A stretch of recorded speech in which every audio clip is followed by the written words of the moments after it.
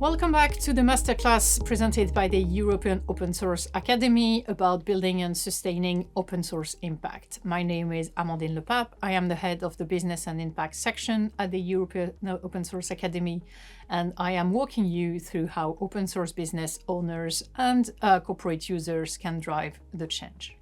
We have reached the last lesson number 6, which is about driving open source impact through procurement and policy. So far, we've gone through a bit of history and a real-life example with Matrix and Element, the open source opportunity, the impact open source can have, and how an open source business owner can, why do an open source business, basically. If they do so, what are the foundations that you need to put in place when you start? Then which lever you should be using and pulling to make your open source business successful, and what are the business models available, and which one will work for you. We've just navigated through the corporate buyer's dilemma, trying to explain why, whilst buying open source is not obvious, there is a good reason to do so. So let's look now at how to drive open source impact through procurement. We have seen so far that for open source projects to continue to thrive, they need to be supported. So this requires awareness and understanding from organizations who are using these projects professionally. An obvious support mechanism is financial, but not all procurement models allow financially supporting open source. So let's have a look at procurement options and best practices. Procuring open source, first, let's go through a few key facts. Recurring revenue, recurring funding is better than one-off. Then at least the receiving organization can trust it's going to go back. Scalable is better than human-based. So where costs grow proportionally to revenue is not a very comfortable business model. Funded development or code contribution should always come with support of the form of long-term maintenance. Remember the kitten. If you give someone a new feature, if you donate a feature to an open source project, then they will have to support it. So if you contribute a feature, then you should keep contributing on the maintenance side. Otherwise, it's just adding to the burden of the receiving organization. And open source doesn't mean less valuable. If anything, it's more valuable than closed source, because then you have the lack of vendor lock-in, you have the auditability, the customization, innovation speed, etc., etc. We've been through that at the beginning of this masterclass. So in terms of best practices, if you are procuring open source directly, the key is basically to treat open source like closed source software, because in the end, it's both. Like, you're just getting the same service, right? You're getting some software which is bringing you some value.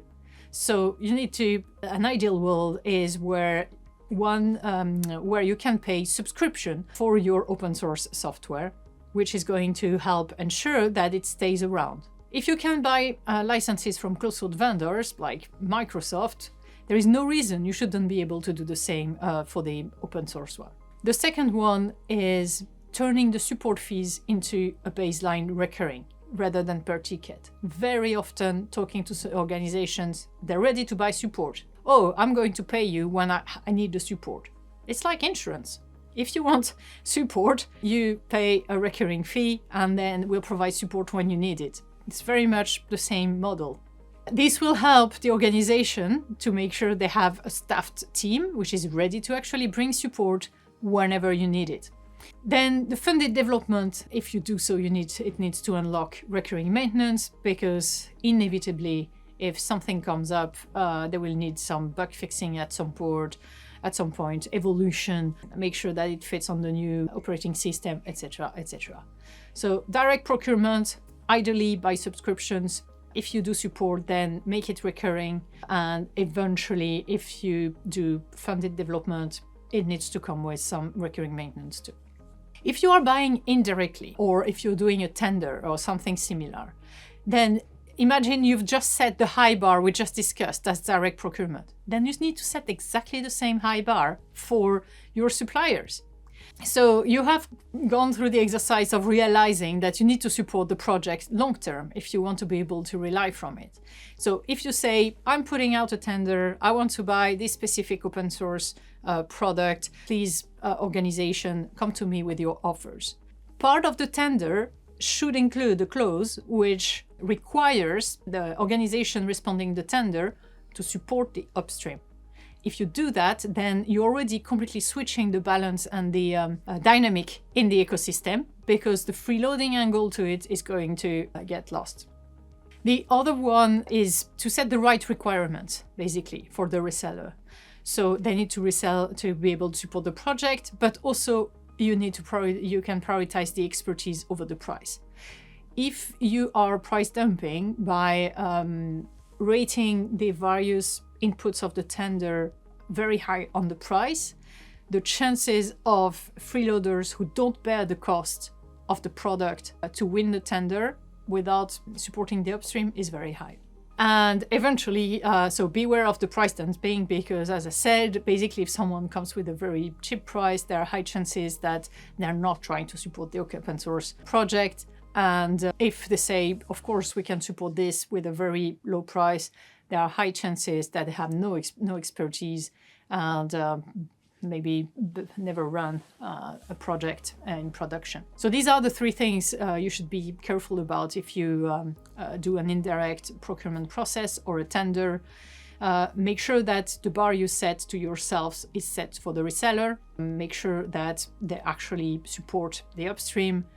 Make sure that you are emphasizing the expertise and read over price, because low price have high chances of low expertise.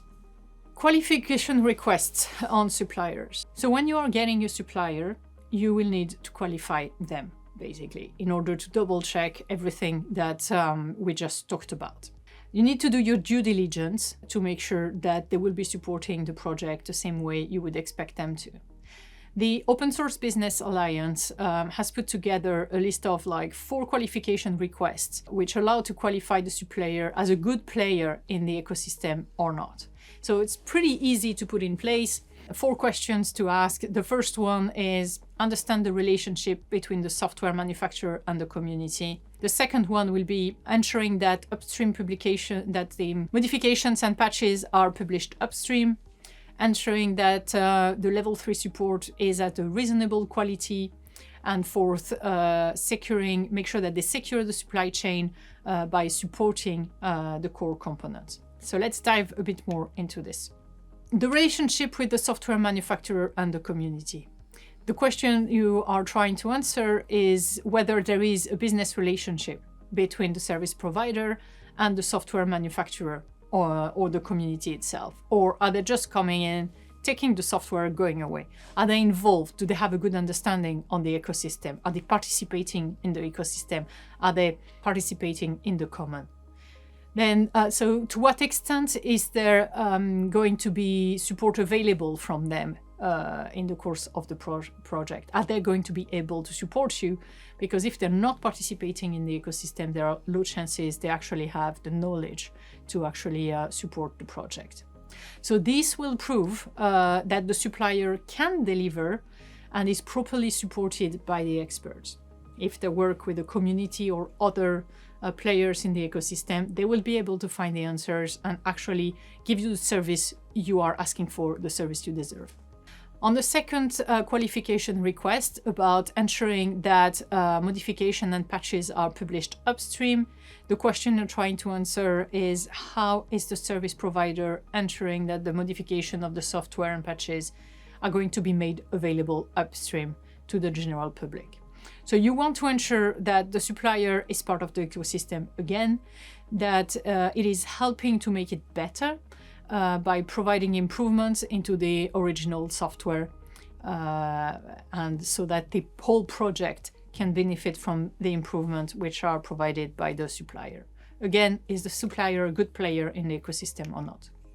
On the third one, you want to ensure that you have a high quality level 3 support. So the questions you need to ask yourself is, to what extent is the service provider able to ensure high quality level 3 support? Do they have the necessary expertise on the source code of the specific project? Or are they able to ensure to get the support from the original author if needed?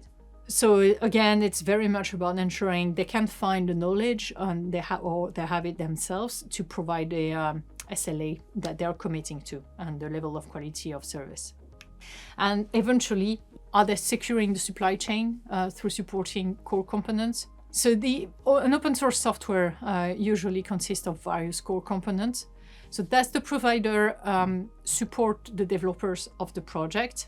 Are they actually supporting people who develop the core bits of this open source product that they have integrated in the product or not? It's also going to be particularly relevant when looking at the Cyber Resilience Act, which is requiring supply chain security. So basically, if someone is selling you some open source product, they need to make sure it is secure and it is going to be their responsibility. So that gives a good overview that will help with making sure that they support the core components. That basically gives you the insurance that the supplier is not freeloading and that it can confirm that the security level of the supply chain is acceptable. In the end, all this is about supporting the buyer. We need to make sure that the buyer has a better understanding of the ecosystem. So you need to provide them with the content which explains the issues to be solved. So for example, you can give them a catalog of the open source software and estimation models for the value that this software brings, example of requirements for procurement, evaluation models for the open source software projects, etc., etc. So the person who is looking at the procurement form and making a decision, this is acceptable or not, or the person actually filling the form need to understand what is the value I am buying, what are the best practices to buy this value, how are the others doing it? Because it may be completely new for them, coming from a world where it's just a matter of paying X licenses for X users. Public sector organizations can also mutualize the resources and the process around this easily. Like in a given country, there may be one organization or one department or one ministry or whatever buying the software and then be able to act as a kind of reseller to the rest of the organization, or at least teach the other organizations around how to buy this software. In terms of policy and regulation, policy and regulation who actually mandate the use of open source software are definitely on the right track. They understand that open source software is having a good impact and is more valuable than having to just supporting a private company and its closed software.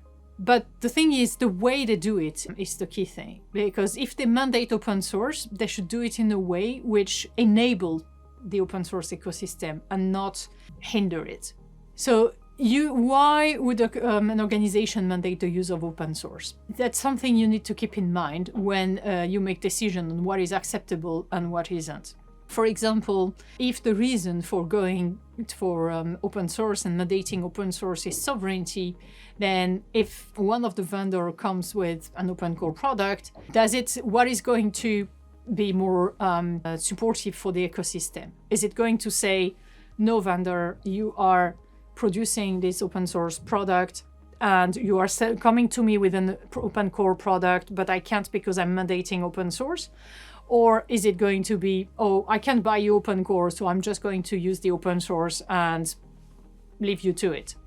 Well, obviously, if you're just using the open source without finding any way to support it, then it's not going to be helpful. So there may be some flexibility to be had and review some of these mandates on pure open source just to make sure that the outcome of actually supporting the ecosystem is good.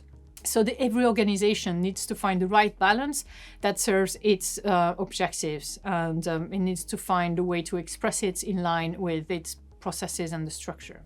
In summary, procurement and policy are the key enablers to kick off the change, but their actions may end up having the completely opposite effect if they're not careful. So the section, it's brought up some useful reflection and application frameworks like the qualification request for suppliers, which are easily applicable immediately. Hopefully we've gone through how to educate and which resources to use to make sure that the teams are aware of the needs and the why should the open source project be supported and how can we do it. And the policy must be handled with precaution. We don't want it to have the opposite effect. So this is the end of this masterclass. Hopefully it's been useful. A few parting words to try to summarize a bit what we've been talking about and the key takeaway, basically. So open source is gaining traction and it fits well in the trend of making the world a better place. Its impact goes across economics, society, business. But building an open source business is harder than a closed source one. You can be prepared, and it's easy to use some of the lessons in this masterclass to actually make sure that you set your open source business from strong foundation and find the right levers to actually make it successful and sustainable. For open source to become actually more sustainable, the next blocker is going to be lifted up by third parties. So we need third parties to actually grow in understanding of what open source needs in terms of support to stay sustainable and how to do it. Thank you for your attention. You can follow us by scanning the QR code here, and I hope this has been useful, and I'll see you soon.